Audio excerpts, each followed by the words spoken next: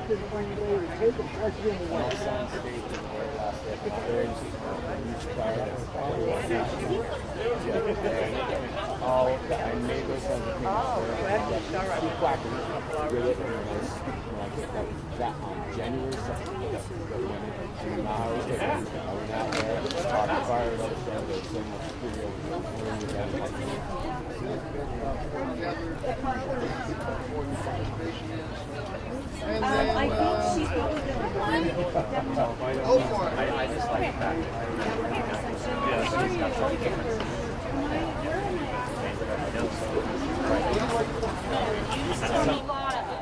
So if anybody wants to start recording, they're going to be here real soon. All right.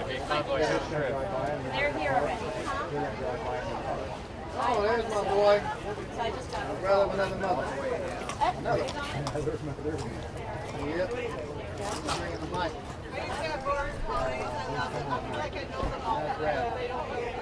Over here. Oh.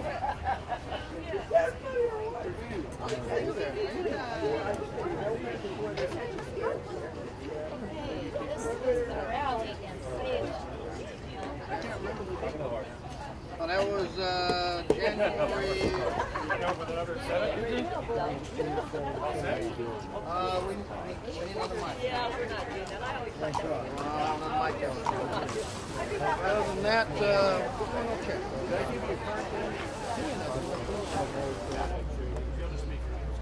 There's one right out here. I was going to use it to put the projector on, but you can move it if you need to. Can I put the projector up here? I forgot this going yet. Oh, okay. You guys got it. Give me some sun.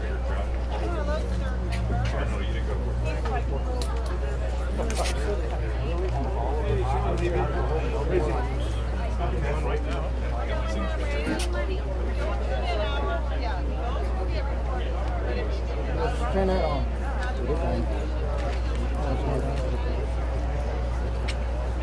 All right, so give me your mic. Give me your mic. What's up, plugging into? Give me your XLR. Get their picture. They're looking like. You gotta get it. See if I. Hang on. Welcome, everybody. Welcome. I hope that God's bringing us this liquid sunshine today. But we're used to it. We're resilient. That's why we're Americans, right? Yeah! All right. Now, we're here for the Constitutional Freedom Support Rally, which is going on in over 126 cities in this country. That's very good. Not bad for a 6 week worth of work, huh? Grains of sands can move mountains. At the same time, we're going to be addressing issues that we're really heartfelt concerned about. This is an election year. Most important thing that we got to realize, people, that if we do not participate, you deserve the government you get, but it could lead to a road of tyranny and your rights being eroded even further. Do you want that to happen? No! Okay, that's why we got you here. We're going to wake you up. We're going to have a bunch of speakers here. We're going to go through and we're going to make sure everything's right. There's going to be all type of people. People coming from the incident over Eastern Oregon. We have representatives going to speak from there. We're going to have our representative from the Marble Nut House here, as I call it. And then we're going to go on down the line. Hope that we have a message for y'all. Hope that y'all take it to heart. And like I tell all my godchildren, faith is not born of words, it's born of actions, deeds, and sincerity of the heart. So I hope y'all take that in stride too. Is this how Oregon rallies? Yes! This is how Oregon does it. My name is Sherry, and I'm co-directors with Ronnie and Angela. I wanted to say a few words before we get started. First of all, we wanted to welcome everybody that came down from Portland and that awesome convoy. I know that some of you have heard the same speeches today that you're going to hear here, but you know what? It's okay, because there's a lot of things that bear repeating again, and we're going to hear it again today, and we're excited for that. We want to thank, again, all of you for coming down. We want to thank our speakers for being here today. We want to thank our awesome singer, Joe. Okay, good. Joe Shenko. He's going to sing to us. And we also want to give a very huge thank you to Luana and our Ransom for being our equestrians today. Let's see. And our sound crew, Brad and Sean. And our Harney County residents that we have here. Thank you so much. Thank you so much for coming up here and supporting us. And we're here supporting you. Okay, Oregon, let's do this. All right, I'm not tapping. All right, will you, ladies and gentlemen, will you put your right hand on your heart and face the flag, please? Yeah. Anyone that's close that God's going to give you credit for. All right. I pledge allegiance to the flag of the United States of America and to the republic for which it stands, one nation, under God, with liberty and justice for all. Amen, guys. All right. Now we're going to get started on this stuff. The main reason we're here, guys, I want to make sure that we have our voices be heard constitutionally by constitutionally responsible representatives and senators that will listen to us, that will try to restore our rights, keep our rights, and not forsake our rights that our forefathers had envisioned that granted upon us, which is our rights is granted by our Creator. So I'm gonna go ahead and start, and I'm done speaking, but we're going to go ahead and get started. We're going to have Joe Shenko sing the national anthem right now, and after that, we will go ahead and get people start speaking. Thank you. All right, Joe.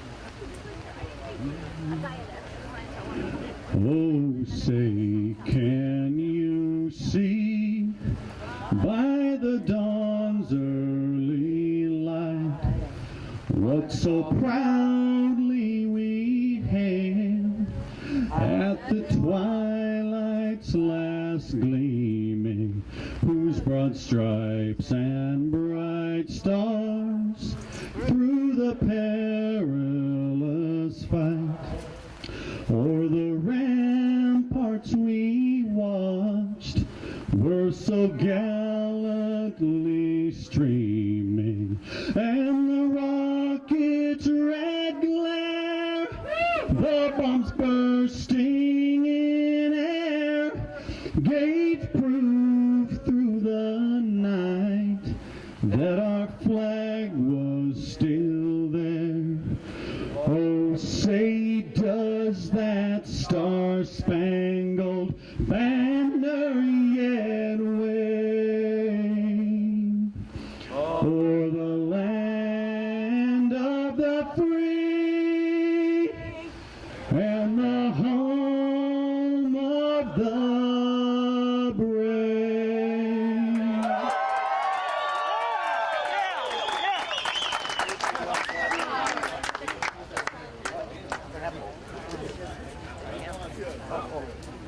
Okay, I think we're ready to go, right? Yeah. All right, here we go. We're going to start with my representative from the 23rd District, House of Side of the Marble Nut House. And he is a good Tea Party man. He believes in freedom, constitutional rights, and everything else. And he fights to do the best he can with what he got to fight for us. His name is Mike Neerman. Come on up.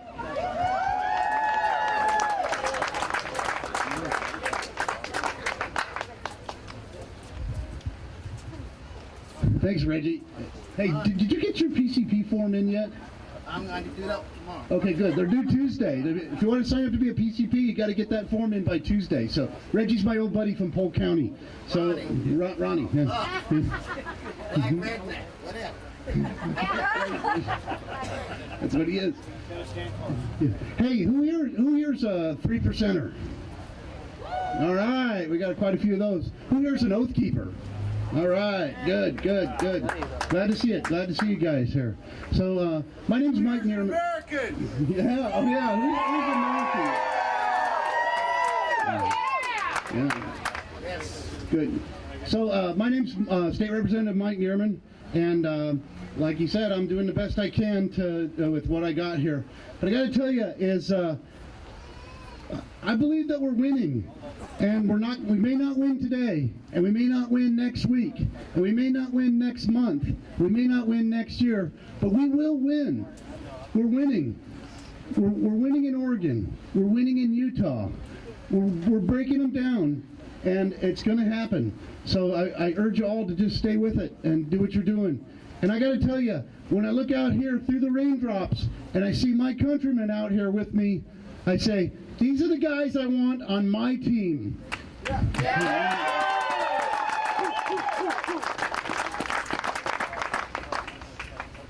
Good, so let's just keep up the fight, and I know we got a lot of speakers today, so we'll get on to it then. Thanks very much.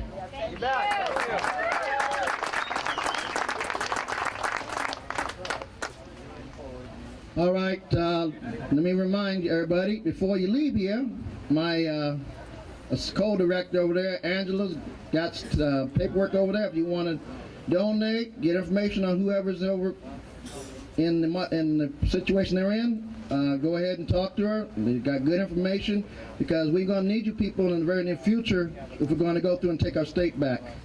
And it starts with us, the people, and more. The more, the many.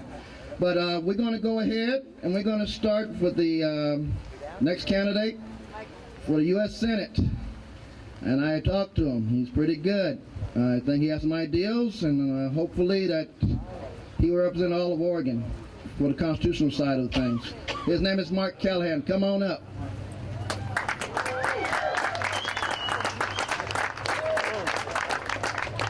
Well, good afternoon, ladies and gentlemen. My name is Mark Callahan, and I am running for the U.S. Senate against Ron Wyden.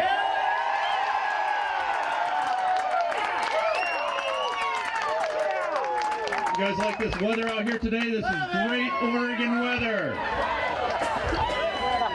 Well, I've been traveling around the state with my team here, and I've noticed that we need to take our land back.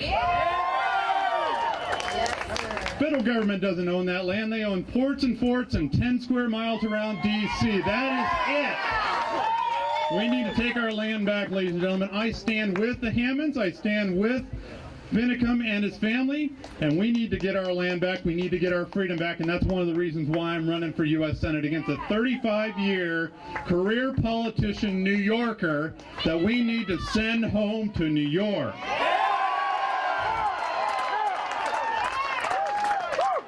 But I tell you, I've been out there on the campaign trail. People ask me, why do you do it? I'll get that a little bit later. Thank you.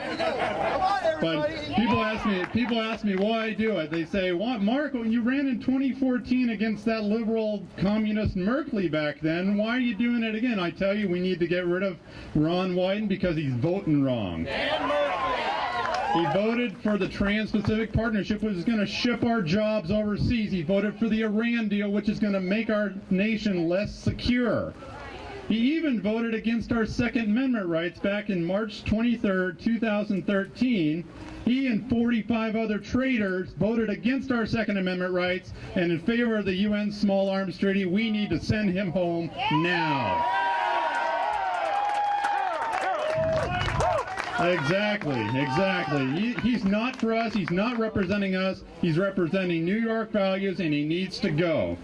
I'll finish up with a story here. I've been listening to the Bible on CD as I've been traveling the campaign trail on all over Oregon here. I just finished Genesis through Revelation, starting to listen to it again.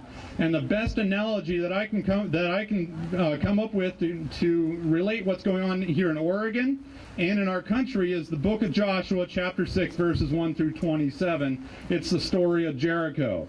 The Lord told Joshua to march around Jericho for 6 days. And on that seventh day, he needed to make a lot of noise, and we needed to blow our horns. How that relates to what's happening here in Oregon and in our country is that today, this year, is our 7th day. We need to make the walls of liberalism, we need to make the walls that the Democrats have built up in this state and this country come to the ground. Ladies and gentlemen, my name is Mark Callahan. I'm running for U.S. Senate against Ron Wyden. We need to take our country back and get to work. Thank you, and may God bless America.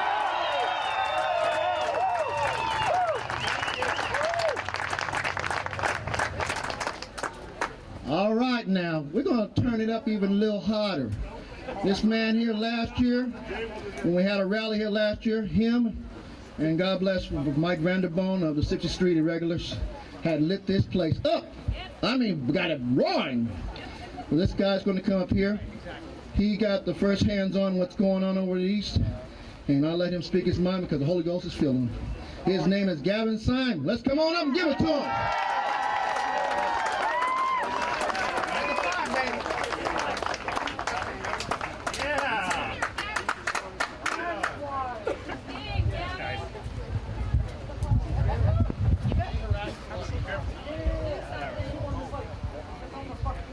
Get rid of that stand for a minute. Give myself a little wiggle room here. Yeah, I gotta unplug it if you try and get too... No, so I'll try not to get too wild. Hey, what a great thing to see all these people out here standing up on a day like this. I don't know, I'm going to say there's probably 300 or 400 here. I'm sure the news media will say there were at least dozens. But that's great. This is great. Who wants to kneel with me? I don't care if it's wet. You can stand if it hurts to kneel. Father in heaven, Yahweh, we ask that you give us wisdom. We face trying times for our families and our children and our neighborhoods and our states and our communities. We want to learn to love our neighbor, God. We want to learn to stand up for the weak and the fatherless and the widow. And we know that this nation has failed in so many ways to defend the innocent from conception to grave. We've failed. This is on us.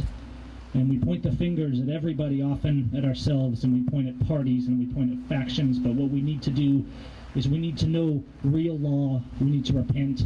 We need to fulfill that true and just foundation of law, which is to love God and to love our neighbor as ourselves. And so we ask that you'll give us strength and deliverance and give us a refuge, God, and liberty, because if we do not find hope and deliverance soon, we will be destroyed.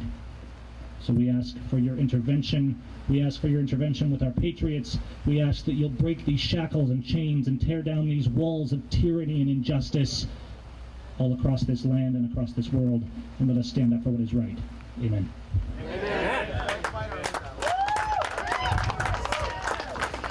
So somewhere, I think my wife's around here somewhere. If you see her, say hello. My brother, I think, will be here in a minute too, Nathan. And I just want to thank my family and all of you guys for everything people are doing. I think LaVoy and Ammon and the people down in the refuge, they showed us what it means to be founding fathers. They showed us what it means to stand up and stand for liberty. Can we give a little more slack there just in case, or is that it? And so we need to stop, I think. We need to ask ourselves, we have all this division, and I see the political groups, and I see the patriot factions, and the parties, and everybody wants to point the finger at everyone else. Everybody wants to say, well, it's their fault, and it's their fault. And I want to say something, it's my fault. And it's your fault. It's all of our fault, because we are bound by conscience to stand up against the atrocities of what is called justice. Due process does not exist in these courts, and for years we've looked at other factions and we've said, well, they're too radical, or they did something we didn't like, so lock them away. We cannot commit anyone to the hands of injustice and call ourselves righteous friends.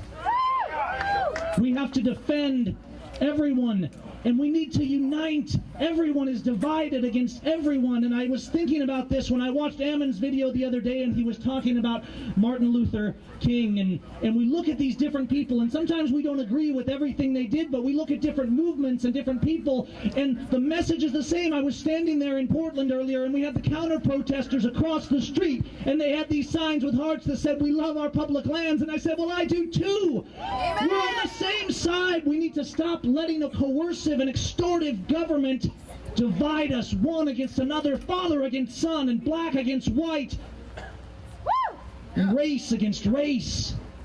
We need to unite in liberty. And I look at news, and everyone has a spin. You know, on one side, we're the terrorists, and on the other side, it's this faction that's the terrorists. And I come into cities like this, and capitals, and places like Oregon, and I look at these marble halls where these people sit thinking they are gods over a people of liberty. And they do not know law, and they do not know justice, because they do not know God, and they do not love their neighbor as themselves.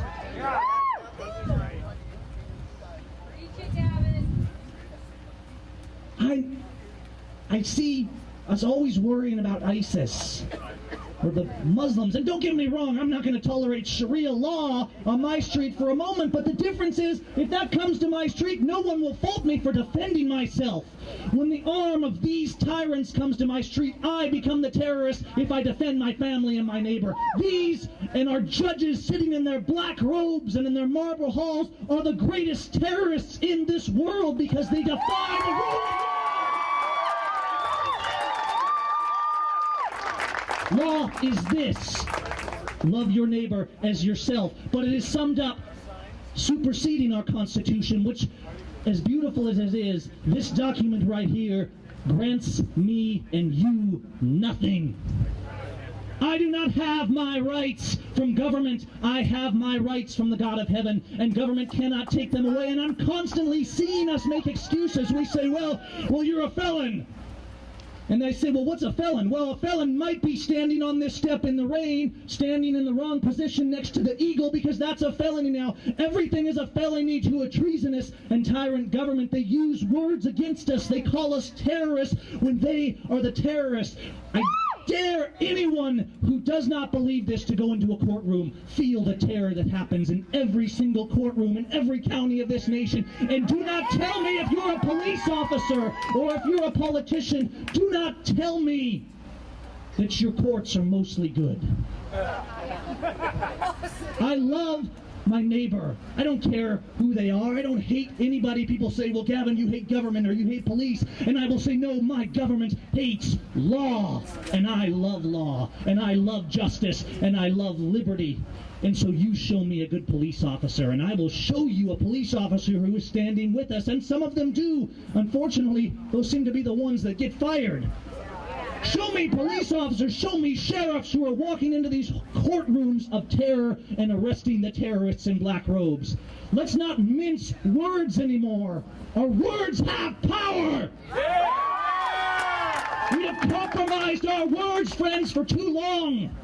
We have said, well, I'll work within the system, and I'm going to shake hands with them over here, but I'm going to say they're corrupt over here. They cannot be both. You do not mix righteousness with evil. You do not mix liberty with tyranny, and you do not mix a land of slaves with a nation of liberty, because you cannot have both. And we have become a nation of slaves. We need to cross the lines of faction and only stand with principle. And when I say unite, I don't mean unite by going and saying, well, we're gonna compromise a little bit. We're gonna give up some of your gun rights, NRA. We're gonna give up a few of your gun rights so we can keep a few of them over here. I do not compromise on my rights. I don't compromise on my children's birthright. And I'm tired of compromise of words, but we need to unite with those who want liberty. And sometimes the approach is the wrong way. Sometimes we look at a group or a faction or a movement and we're frustrated because we say, you're doing it the wrong way. And oftentimes in this nation we see the emphasis put on race or put on faction or put on party. It doesn't need to be any of those things. It needs to be one simple 3-word phrase. Maybe it's 4. I'm counting bad today. It's been a long day. Love your neighbor as yourself. When you love your neighbor as yourself, you fulfill law because you cannot abuse your neighbor and love them as yourself. It's as simple as that. And from that came the principles of law that go back to before the Constitution, which are these: life, liberty, and property equally for all. We hold these truths to be self-evident. And from that, our Constitution was written, not perfect in every way, not to give us rights, not to grant us anything at all, but to affirm wholeheartedly that these rights are ours. And I'm sick and tired of politicians and bureaucrats and slaves to tyranny saying, well, what about this or what about that? I do not negotiate my rights, and shall not means exactly what it says when we tell government shall not. It means one thing: you shall not touch this liberty. And so in closing, I just want to reiterate the words that I'm not always capable of reiterating as clearly as I should. And I think we saw this in LaVoy. We saw a man who laid down his life for his friends. We saw a man who loved his neighbor. And we saw a man who increasingly was saying we need to work together across factions and across race and across lines. But we must stand for liberty. We need to unite with those not who abuse their neighbor, but who love their neighbor. On rights, on justice, and on liberty, we must compromise not at all. But on pettiness and on division, we must throw it away. And this goes all the way back to the founding of this nation. There was many different beliefs, there was many different people, and sometimes they got in fistfights down at the pub. But at the end of the day, they knew where they stood. They stood with liberty. We need to appeal to heaven. We need to seek liberty. We need to stand on that, because we have right now, all of us here, let us make no pretense, we wear the shackles of a slave. And I am tired of wearing the shackle of a slave. Break those chains! Everything in this nation, down to the humble traffic ticket, is a crime punishable by death. And that is not law. And if you think I am wrong, you try it. Try not paying your traffic ticket and watch them remove your license, and then try exercising your right to travel. And then when they try and lock you in a cage, try to defend yourself and your family, and they will put a bullet in your head and put you in a box. That is not justice. That is a death penalty.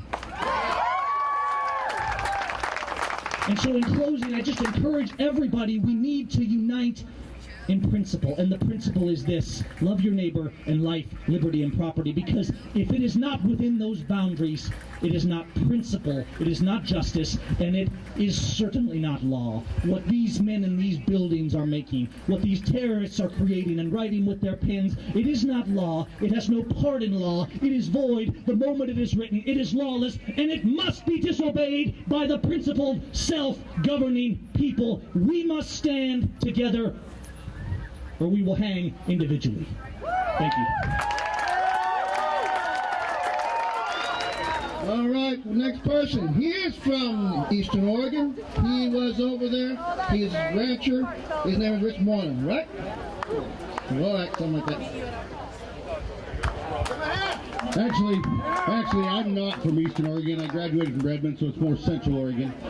But what I want to do is I'm going to introduce somebody up here to speak to all you and give you some hard facts about what truly went on over there in Harney County.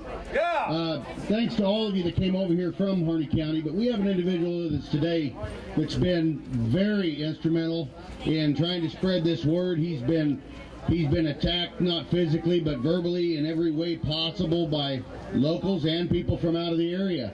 But this guy, 4 years ago, I was up in the Silvies country right out of Harney County hunting with my 2 sons.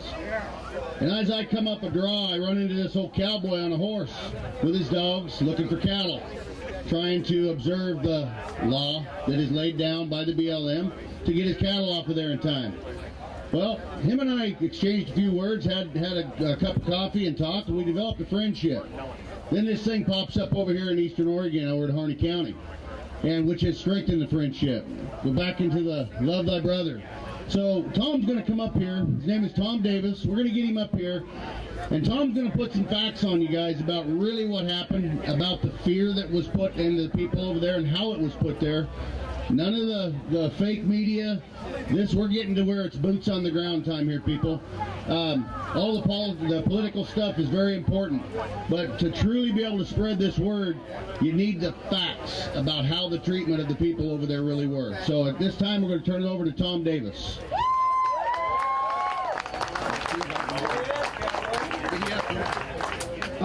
First of all, this is to Kate Brown and Loretta Lynch.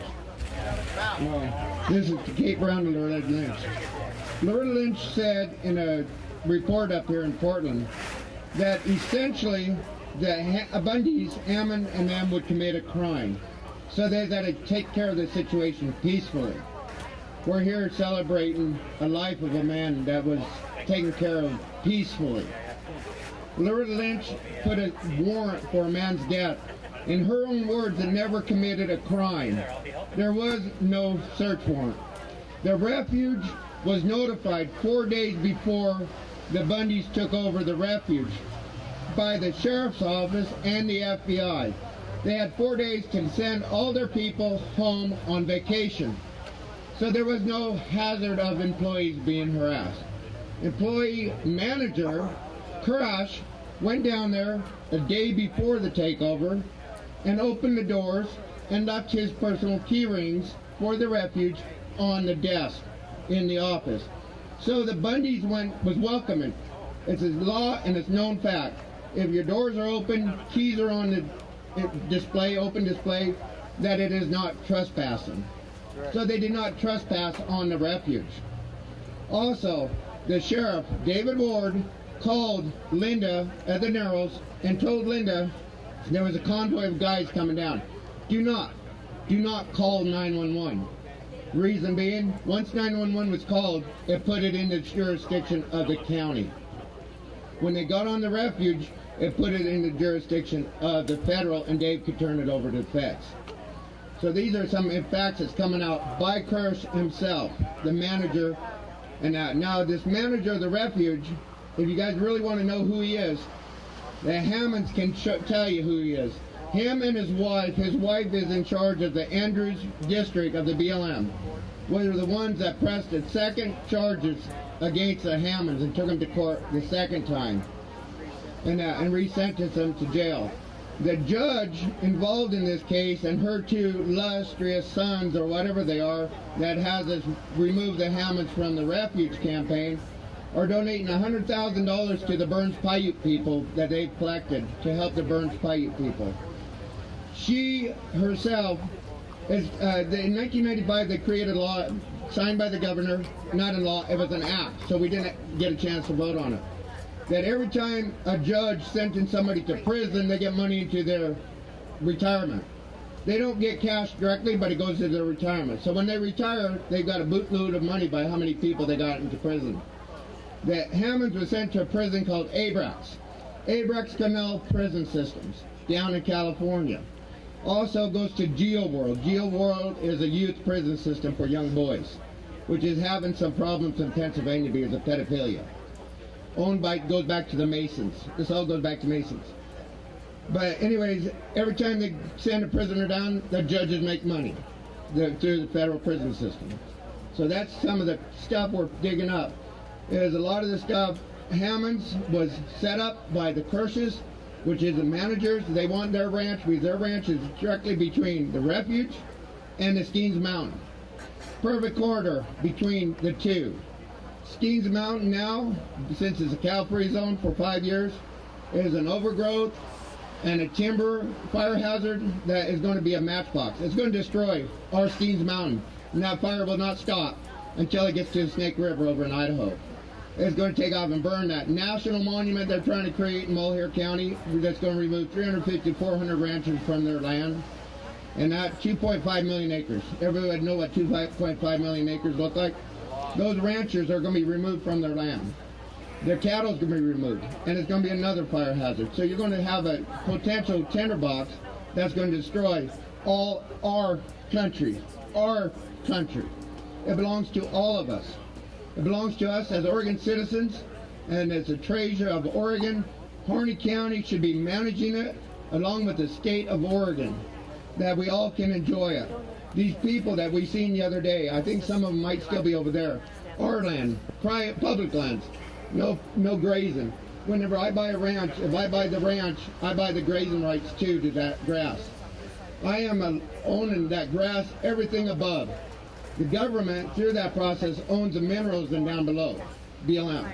So this here, that public grazing on, private grazing on public lands is garbage. We own that land. We own all the grass on that land, and it's ours as ranchers.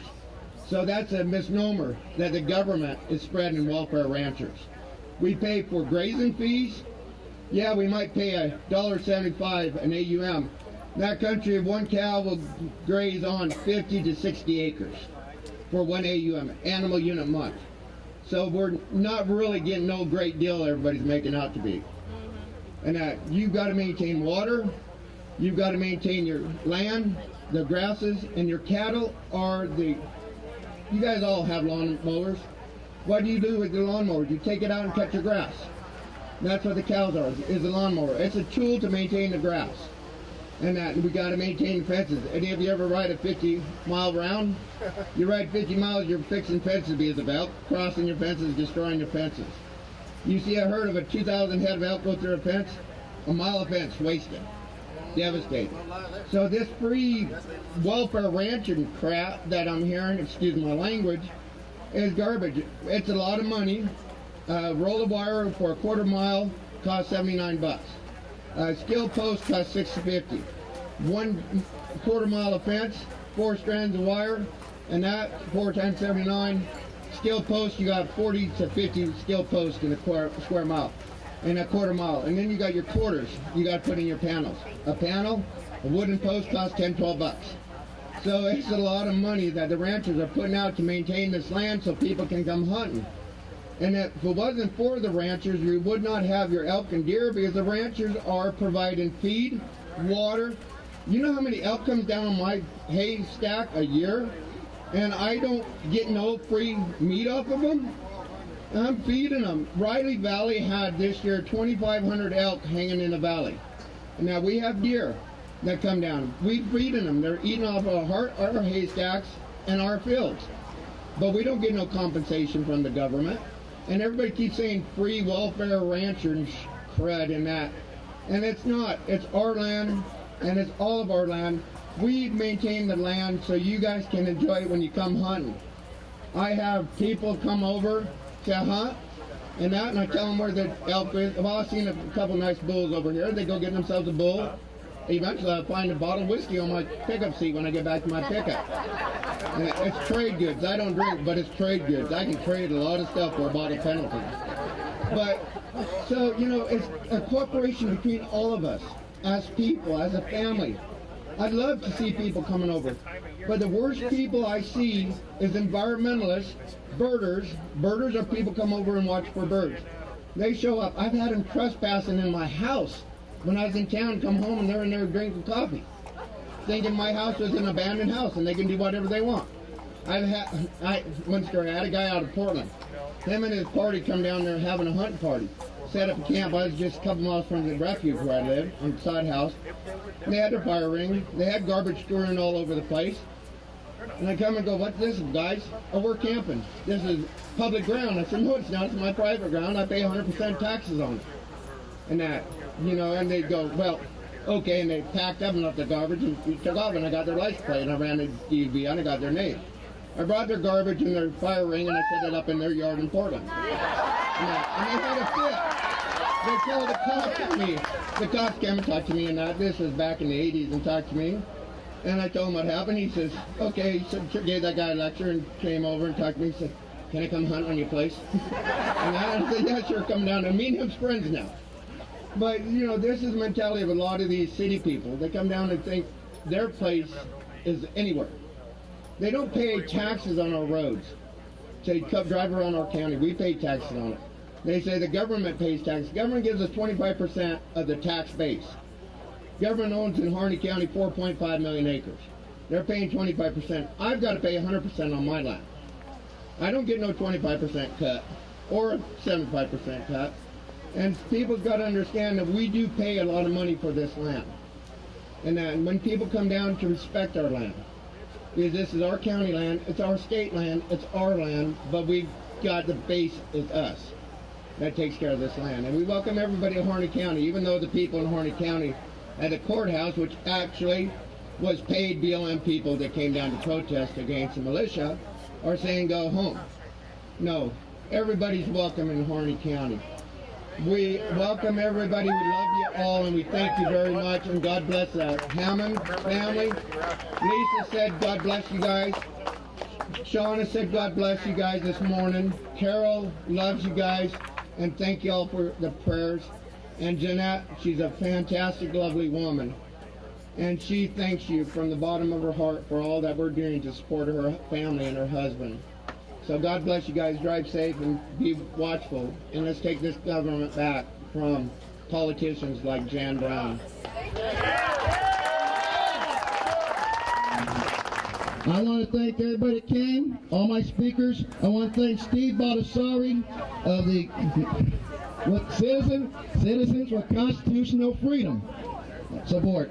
And I want to thank also Jessica Maples out of Arizona. Now imagine, Steve is from Massachusetts, and he's in the heart of liberalism. Boston. Can you imagine living in Boston? That way they can't pronounce the ah. But nevertheless, he's there and he's planting grains of seeds like I am out here, and everybody else. We are seed makers. In order for us to have a high yield of what we want done, we have to be on the road, be active. Go to your PCPs, go to your county election office, become a PCP member, sign up, and make sure that you stand up. Those Bostonians, they had courage back when they had that Tea Party. We need to get them going. Yes, we do. We need more Bostonians. We need to be like our patriots. It's time to stand up. There you go. Nevertheless, we got to do that. I want to thank all y'all for showing up. I'm overwhelmed. I'm very humbled, and keep fighting peacefully first. Thank you.